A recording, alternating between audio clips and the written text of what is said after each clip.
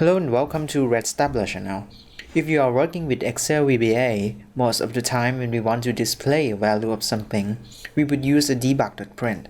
Unfortunately, it will get cut off if the value is too long. So in this tutorial, we will show you how to print a debug message to an output file instead. Let's go check it out.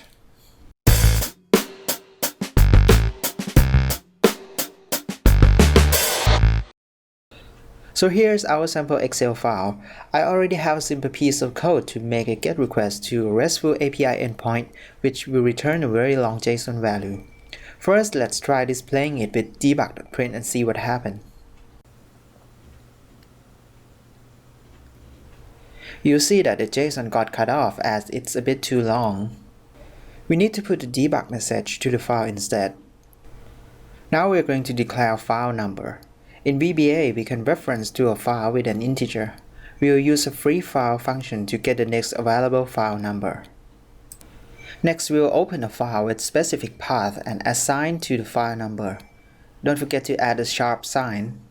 Now instead of using debug.print, we will use just print and pass the file number and the value we want to print to the file.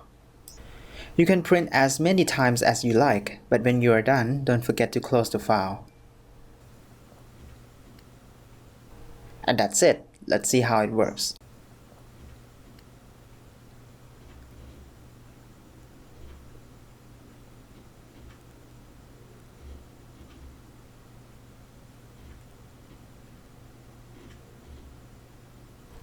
So that's all for this tutorial. Don't forget to give us a thumbs up and subscribe to stay tuned for other interesting videos from our channel. Thanks for watching. Bye.